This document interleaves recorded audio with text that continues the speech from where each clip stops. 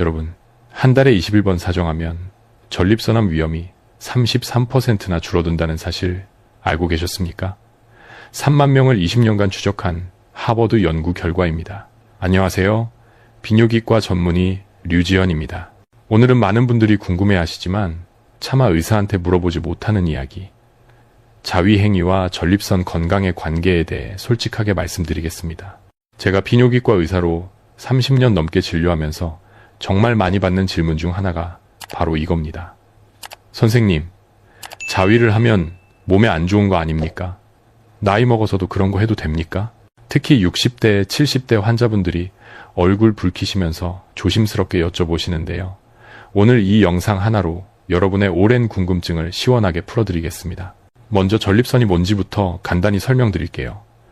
전립선은 방광 바로 아래에 있는 호두알 만한 크기의 작은 장기입니다. 소변이 나오는 요도를 감싸고 있어서 전립선이 커지면 소변 보기가 힘들어지는 거예요. 전립선의 주된 역할은 정액의 약 30%를 만들어내는 겁니다. 여러분이 건강검진 받으실 때 피검사로 PSA 수치 확인하시잖아요. 그 PSA가 바로 전립선에서 만들어지는 물질입니다. 재미있는 사실 하나 알려드릴까요? 많은 분들이 정액이 고안에서 나온다고 생각하시는데 사실 고안에서 나오는 건 정자뿐이고 그것도 전체 정액의 1% 정도밖에 안 됩니다. 나머지는 전립선과 정낭이라는 곳에서 만들어지는 액체예요. 그래서 전립선에 문제가 생기면 사정할 때 양이나 느낌이 달라질 수 있는 겁니다. 이건 지극히 정상적인 현상이니까 너무 걱정하지 마세요. 자, 이제 본론으로 들어가겠습니다. 사정 횟수와 전립선암의 관계, 과연 과학적으로 증명된 걸까요? 네. 실제로 여러 대규모 연구에서 이 관계가 확인됐습니다. 가장 유명한 건 미국 하버드 대학에서 진행한 연구인데요. 무려 3만 1천 명의 남성을 18년 동안 추적 관찰했습니다. 연구 결과가 어땠냐면요. 한 달에 20일회 이상 사정하는 남성은 한 달에 4~7회만 사정하는 남성에 비해 전립선암 발생 위험이 약 33% 낮았습니다. 그런데 여러분, 여기서 중요한 점 하나 말씀드릴게요. 이 연구 결과를 보고 그러면 나도 한 달에 21번은 해야겠네 라고 생각하실 필요 전혀 없습니다. 왜냐하면 사람마다 적정 횟수가 다르기 때문이에요. 나이, 건강 상태, 배우자 유무, 개인의 성욕 등 여러 요인에 따라 달라지는 겁니다. 억지로 숫자 맞추려고 하시면 오히려 스트레스 받아서 건강에 안 좋아요. 본인이 편안하게 느끼는 만큼만 하시면 됩니다. 그러면 왜 사정을 자주 하면 전립선암 위험이 줄어드는 걸까요? 과학자들이 몇 가지 이론을 제시하고 있습니다. 첫 번째 이론은 이렇습니다. 전립선 안에는 시간이 지나면서 여러 가지 노폐물과 발암 물질이 쌓일 수 있는데 규칙적으로 사정을 하면 이런 물질들이 빠져나가서 전립선이 깨끗하게 유지된다는 거예요. 쉽게 비유하자면 집안 하수구 있잖아요. 가끔씩 물 세게 틀어서 시원하게 내려보내야 막히지 않고 깨끗하게 유지되는 것처럼요. 전립선도 마찬가지라는 겁니다. 두 번째 이론은 호르몬 균형과 관련이 있습니다. 규칙적인 성생활이나 자위행위가 남성 호르몬 균형을 건강하게 유지시켜주고 전립선 주변의 혈액순환을 좋게 해준다는 거예요. 혈액순환이 좋아지면 세포들이 산소와 영양분을 잘 공급받아서 건강하게 유지될 수 있겠죠. 전립선암 예방뿐만이 아닙니다. 규칙적인 사정은 전립선염에도 도움이 됩니다. 전립선염이라고 들어보셨습니까? 전립선에 염증이 생기는 건데 60대 이상 남성분들한테 정말 흔한 질환이에요.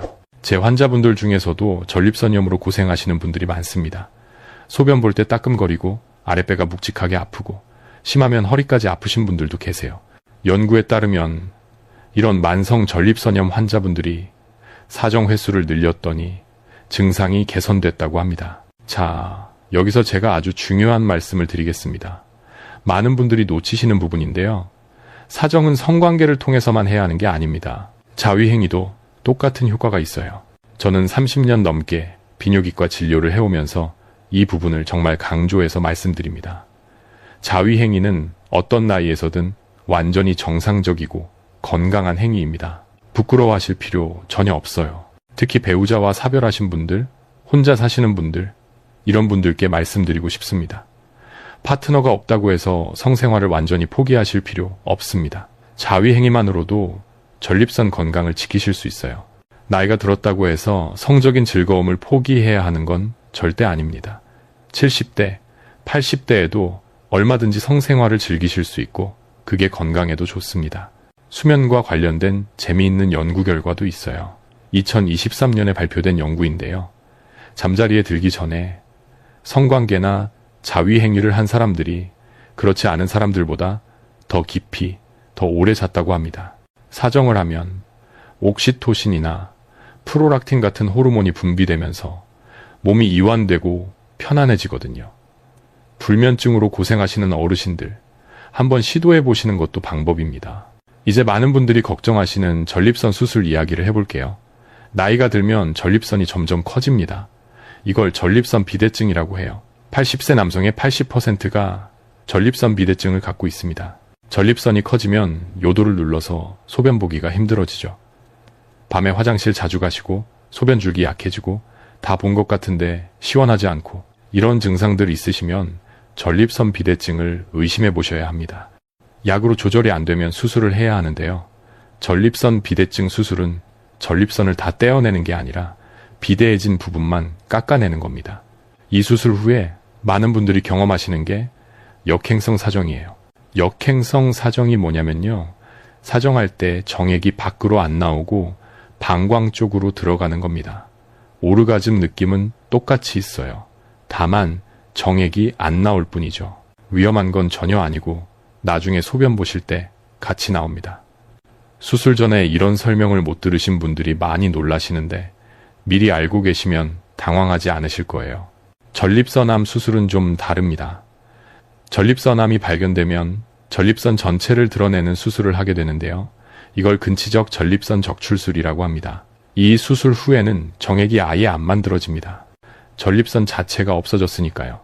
그리고 발기부전이나 요실금 같은 후유증이 생길 수도 있어요. 그래서 전립선암은 조기 발견이 정말 중요합니다. 조기에 발견하면 수술 말고 방사선 치료나 호르몬 치료 같은 다른 방법을 선택할 수도 있거든요. 여기서 정말 강조하고 싶은 게 있습니다. 사정을 자주 한다고 해서 전립선암을 100% 예방할 수 있는 건 아닙니다. 예방에 도움이 될 수 있다는 거지 만병통치약이 아니에요. 가장 확실한 예방법은 정기검진입니다. 50세 이상 남성분들은 매년 PSA 검사와 직장 수지 검사를 받으셔야 합니다. 가족 중에 전립선암 환자가 있으신 분들은 45세부터 시작하세요. 직장 수지 검사라고 하면 많이들 꺼려 하십니다. 의사가 항문으로 손가락 넣어서 전립선 만져보는 검사인데 솔직히 기분 좋은 검사는 아니죠. 그런데 1분도 안 걸려요. 그 1분이 생명을 살릴 수 있습니다. 창피하다고 불편하다고 미루지 마세요. 저도 의사지만 검사 받을 때는 기분이 이상합니다. 그래도 받습니다. 건강보다 중요한 게 어디 있습니까? 전립선 건강을 위한 생활 습관도 말씀드릴게요. 담배 피우시는 분들 끊으세요. 담배가 폐만 나쁘게 하는 거 아닙니다. 전립선에도 안 좋아요. 비만도 전립선암 위험을 높입니다. 적정 체중 유지하시고요. 붉은 고기 많이 드시는 것보다 채소, 과일 많이 드세요. 특히 토마토에 들어있는 라이코펜이라는 성분이 전립선에 좋다는 연구 결과가 많습니다. 운동도 중요해요. 격렬한 운동할 필요 없습니다. 하루 30분 걷기만 해도 됩니다. 동네 공원에서 산책하시거나 마트까지 걸어가시거나 이 정도면 충분합니다. 이제 많은 환자분들이 질문하시는 내용에 대해 답변 드리겠습니다. 진료실에서 자주 듣는 질문들이에요. 선생님, 나이 들어서 성욕이 없는데 이게 정상입니까? 네, 정상입니다. 50대 이후로 테스토스테론 수치가 자연스럽게 떨어지기 때문에 성욕도 줄어드는 게 당연해요. 거기다 혈압약, 당뇨약, 심장약 같은 걸 드시면 성기능에 영향을 줄 수 있습니다. 이건 비정상이 아니라 자연스러운 변화예요. 본인 스스로 불편하지 않으시면 굳이 치료하실 필요 없습니다. 발기가 잘 안 되는데 어떻게 해야 합니까? 발기부전은 나이가 들수록 흔해지는 문제입니다. 부끄러워하지 마시고 의사한테 말씀하세요. 요즘은 좋은 치료제가 많이 나와 있어요.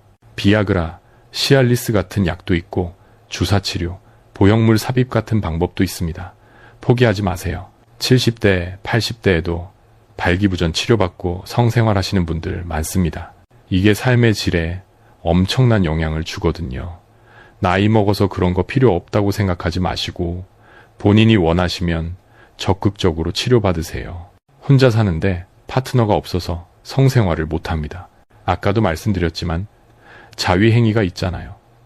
자위행위는 부끄러운 게 아닙니다. 의학적으로 완전히 정상이고 건강한 행위예요. 70대, 80대에도 자위행위 하시는 분들 많고 그게 전립선 건강에도 좋습니다. 죄책감 가지실 필요 전혀 없어요. 인터넷에서 전립선에 좋다는 영양제 많이 파는데 효과 있습니까? 솔직히 말씀드리면 확실한 효과가 증명된 건 거의 없습니다. 소팔메토 같은 건 전립선 비대증 증상 완화에 약간 도움이 될 수 있다는 연구가 있긴 하지만 전립선암 예방 효과는 입증되지 않았어요. 비싼 영양제 사서 드시는 것보다 그 돈으로 정기검진 받으시고 건강하게 드시고 운동하시는 게 훨씬 낫습니다. 마법의 약은 없어요. 전립선 문제를 의심해봐야 하는 증상들도 정리해드릴게요. 밤에 소변 보러 2번 이상 일어나신다. 소변 줄기가 약하다. 소변 본 후에도 시원하지 않고 잔욕감이 있다. 소변 볼 때 힘을 많이 줘야 한다. 갑자기 소변이 마려우면 참기 힘들다. 이런 증상들이 있으시면 꼭 비뇨기과 가서 검사 받으세요. 그냥 나이 들어서 그렇다고 넘기시면 안 됩니다. 한 가지 더 말씀드릴게요. 전립선암 진단받으셨다고 너무 겁먹지 마세요. 전립선암은 다른 암에 비해서 진행이 아주 느린 편입니다. 실제로 많은 남성분들이 전립선암을 갖고 계시지만 그 암 때문에 돌아가시는 게 아니라 다른 원인으로 돌아가십니다. 물론 빨리 자라는 공격적인 전립선암도 있어요. 그래서 정기검진으로 조기에 발견하고 어떤 종류의 암인지 정확히 파악하는 게 중요한 겁니다. 배우자분이 계신 분들께도 한 말씀 드리고 싶습니다. 나이가 들면 성관계 방식도 달라져야 해요. 젊었을 때처럼 할 필요 없습니다. 삽입만이 성관계의 전부가 아니에요. 손잡고 안아주고 뽀뽀하고 스킨십하고 이런 것들도 다 친밀감을 유지하는 중요한 방법입니다. 배우자분과 솔직하게 대화하세요. 요즘 어떤지, 어디가 불편한지, 어떻게 하면 좋겠는지 대화가 제일 중요합니다. 마지막으로 정리해 드릴게요. 규칙적인 사정은 전립선 건강에 도움이 됩니다. 성관계든 자위행위든 상관없어요. 하지만 억지로 횟수 채우려고 하지 마시고 본인에게 편안한 만큼만 하세요. 자위행위는 어떤 나이에서든 정상적이고 건강한 행위입니다. 부끄러워하지 마세요. 50세 이상이면 매년 전립선 검사 받으세요. PSA 검사와 직장 수지 검사, 이 두 가지 꼭 하셔야 합니다. 발기부전이나 다른 성기능 문제 있으시면 의사한테 말씀하세요. 치료 방법 많습니다. 건강한 식습관, 규칙적인 운동, 금연, 이런 기본적인 것들이 전립선 건강에도 좋습니다. 여러분, 나이가 든다고 해서 성적인 삶을 포기해야 하는 건 아닙니다. 인생의 매 시기마다 즐거움과 친밀함을 누릴 권리가 있어요. 올바른 정보를 알고 정기적으로 검진받고 건강하게 생활하시면 앞으로도 오랫동안 좋은 삶의 질을 유지하실 수 있습니다. 부끄럽다고, 창피하다고 문제 숨기지 마시고 의사한테 솔직하게 말씀하세요. 저희가 도와드리겠습니다. 오늘 영상이 도움이 되셨다면 좋아요 부탁드리고요. 전립선 건강에 대해 더 궁금하신 점 있으시면 댓글로 남겨주세요. 다음 영상에서 발기부전 치료에 대해 자세히 다뤄볼까 하는데 관심 있으신 분들은 구독 눌러주시면 알림 받으실 수 있습니다. 건강하게 오래오래 사세요. 류지헌이었습니다.